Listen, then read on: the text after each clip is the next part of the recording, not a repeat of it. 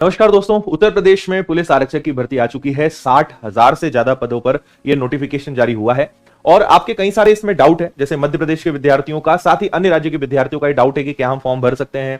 As को लेकर एक बहुत बड़ा यहां पे इश्यू आ रहा है, प्लस सिलेबस और बाकी सारी चीजें क्या रहेंगी। तो इस वीडियो में मैं आपको संपूर्ण जानकारी दूंगा।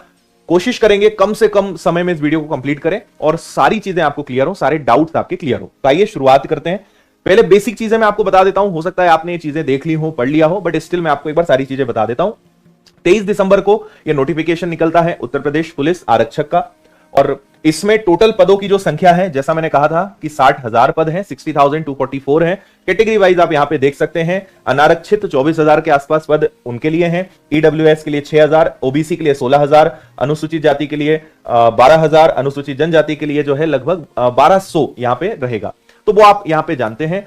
अब यहां पे एक सबसे पहला डाउट आपका होता है कि क्या मध्य प्रदेश के विद्यार्थी या राजस्थान के विद्यार्थी, बिहार के या किसी भी अन्य राज्य के विद्यार्थी इस परीक्षा के लिए अप्लाई कर सकते हैं, और अगर कर सकते हैं तो वो किस कैटेगरी में फॉल होंगे। तो मैं आपको ये डाउट अभी क्लियर कर देता हूं कि इसमें आप अप्लाई कर सकते हैं, आप किसी भी राज्य के हैं, आप इस एग्जाम के लिए अप्लाई कर सकते हैं, लेकिन आप अनारक्षित यानी अनरिजर्व्ड कैटेगरी में काउंट होंगे, चाहे आप अपने राज्य में किसी भी कैटेगरी में आते हो, है ना। जब भी आप अन्य राज्य में जाते हैं तो अगर आप उस राज्य के मूल निवासी हैं तो आपको कैटेगरीज का बेनिफिट मिलेगा, यानी उत्तर प्रदेश के निवासियों को तो इसका फायदा मिलेगा, लेकिन अन्य राज्य से कोई भी अप्लाई करेगा तो वो अनारक्षित अनरिजर्व्ड कैटेगरी में वो काउंट होंगे, यानी जनरल में काउंट होंगे।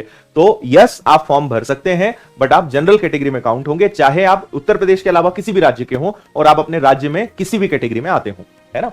इसके बाद इसकी फॉर्म भरने की जो डेट है वो 27 दिसंबर है, स्टार्ट हो रहा है, और 16 जनवरी इसकी लास्ट डेट रहेगी। फॉर्म में चेंजेस कर रहे हैं, 18 जनवरी इसकी लास्ट डेट रहेगी, और इसके लिए 400 रुपए फीस रखी गई है फॉर्म भरने की।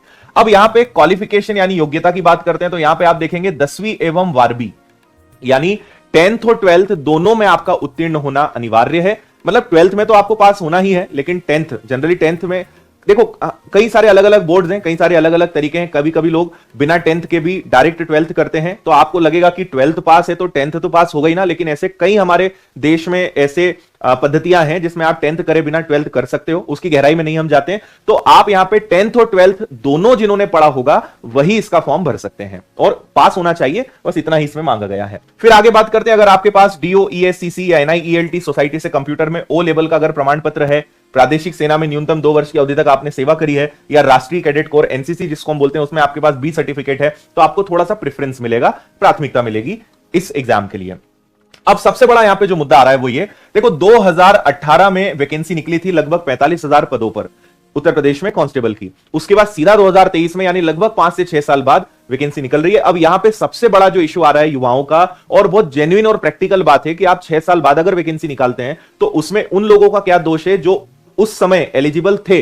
भाई आप सोचिए कि 2018 के बाद 2019, 2020, 21, 22, 23 कई लोग इस क्राइटेरिया से बाहर हो गए। और सबसे बड़ा जो पेनफुल इशू है वो क्या है कि मिनिमम एज 18 है लेकिन मैक्सिमम एज 22 है, यानी 22 साल से ज्यादा वाले जनरल के विद्यार्थी अप्लाई कर ही नहीं सकते। एसटी, एससी, ओबीसी में 5 इयर्स का रिलैक्सेशन है, मतलब 22 + 5 वो 27 वर्ष की उम्र तक अप्लाई कर सकते हैं, बट जनरल वालों के लिए तो 22 साल है। तो अगर वैकेंसी हर साल आती तो किसी को कोई दिक्कत नहीं होती, बट अगर 5 साल बाद वैकेंसी आ रही है और उसमें अगर रिलैक्सेशन नहीं मिलता है तो ये डेफिनेटली एक चिंता का विषय है, और एक मैं तो गलत भी कहूंगा कि गलत बात है ये। तो निश्चित रूप से इस पे कई सारी चीजें चल रही हैं, है ना। उत्तर प्रदेश में जो अखिलेश यादव जी हैं उन्होंने भी ट्वीट करा है, दूसरे भी जो और पॉलिटिकल लोग या सब लोग इसमें इन्वॉल्व हो रहे हैं, कहीं ना कहीं लोग इस दिशा में काम कर रहे हैं। तो मुझे लगता है कि शायद इस पे कुछ सोचा जा सकता है, कोई आदेश आ सकता है, बट फिलहाल जो है मैं वो भी बताना मेरी जिम्मेदारी है। तो 22 साल इसकी अधिकतम उम्र है और मिनिमम 18 साल है। कैटेगरी वाइज रिलैक्सेशन है जो मैंने आपसे कहा, है ना।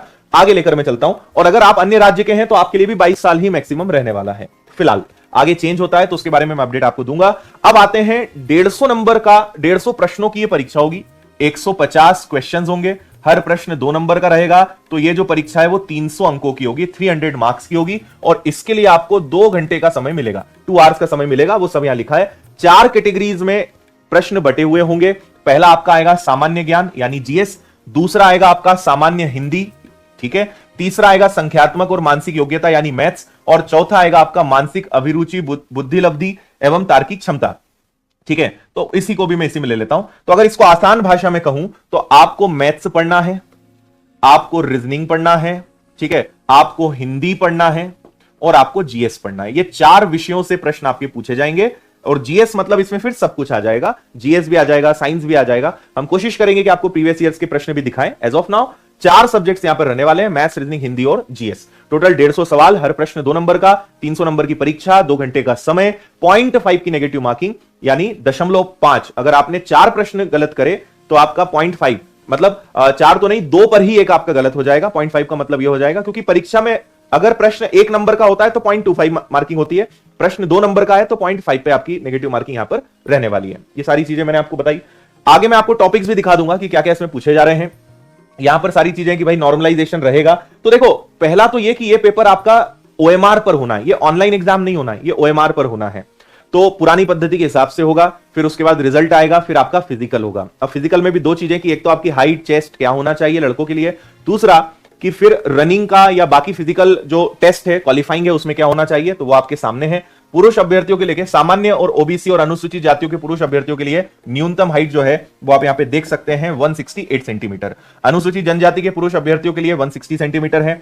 सीना अगर आप यहां पे देखेंगे, अभी हम केवल पुरुष की बात कर रहे हैं, सीना फुलाए और बिना फुलाए आपको 84 और 79 दिख रहा है। आप इसको पढ़ लेना, इसका नोटिफिकेशन हमने टेलीग्राम पर भी डलवा दिया है, टेलीग्राम पर आपको मिल जाएगा, लिंक डिस्क्रिप्शन में है, वहां से डिटेल में आप पढ़ लेना। महिलाओं की अगर बात करें तो उनके लिए 152 है और अनुसूचित जनजातियों की महिलाओं के लिए, लड़कियों के लिए 147 है। और वजन यहां पे लिखा हुआ है 40 किलोग्राम कम से कम होना चाहिए। और लड़कों के केस में यहां पे वजन इन्होंने ऐसा कुछ मेंशन नहीं किया है। तो मिनिमम है कि भाई इतना हाइट आपका होना ही चाहिए।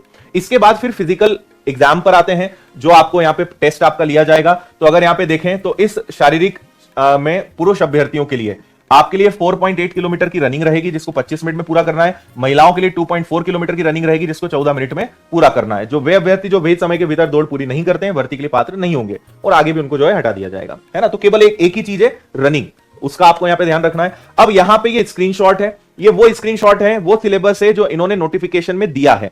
मैं जल्दी एक आपके लिए सिस्टमेटिक वीडियो लेकर आऊंगा जिसमें मैं सारे टॉपिक्स आपको बताऊंगा कि आपको क्या पढ़ना है, क्योंकि कई बार ये जो सिलेबस देते हैं उसमें कई सारी वो चीजें नहीं होती हैं जो एग्जाम में आती हैं। क्योंकि कई ऐसे शब्द होते हैं आपको लगेगा कि अच्छा ये तो एक विषय है, लेकिन उससे जुड़े हुए और भी टॉपिक्स होते हैं जो मेंशन नहीं होते, बच्चे पढ़ के जाते नहीं है। एग्जाम में जब क्वेश्चंस आते हैं तो पता चलता है कि उस एक शब्द का मतलब ये भी था। तो मैं एक अलग से वीडियो बना के आपको सिलेबस और बाकी तमाम चीजों की जानकारी दूंगा।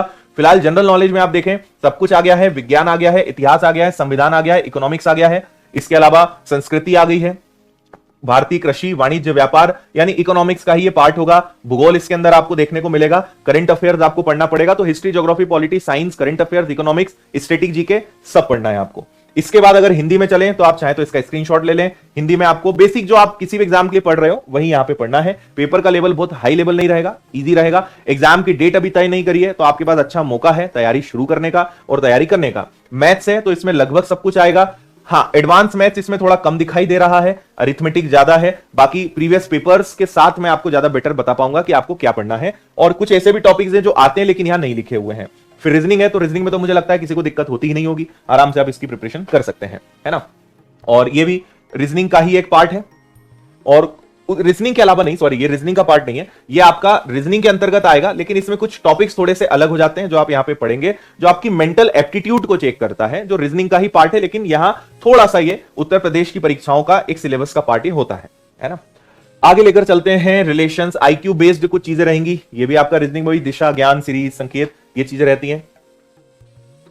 तो भाई ये सारी चीजें हैं जो आपके लिए रहने वाली है। तो मैंने आपको तमाम चीजों की जानकारी दी, है ना। सबसे पहले मैंने आपको ये बताया कि मध्य प्रदेश के विद्यार्थी अप्लाई कर सकते हैं कि नहीं, सिलेबस को लेकर देखो सीधी सीधी जो बातें हैं, सटीक बातें, वो मैंने आपको बताने का प्रयास किया और मुझे उम्मीद है कि आपको सारे डाउट्स भी क्लियर हो गए होंगे, है ना। तो फिलहाल इस वीडियो में इतना ही, इसको मैं यही रोकता हूं। अगर आपके कोई ऐसे प्रश्न है जिसका जवाब मैं नहीं दे पाया तो कमेंट करिएगा, मैं अलग से वीडियो बनाकर उसकी भी जानकारी आपको दूंगा। थैंक यू, जय हिंद।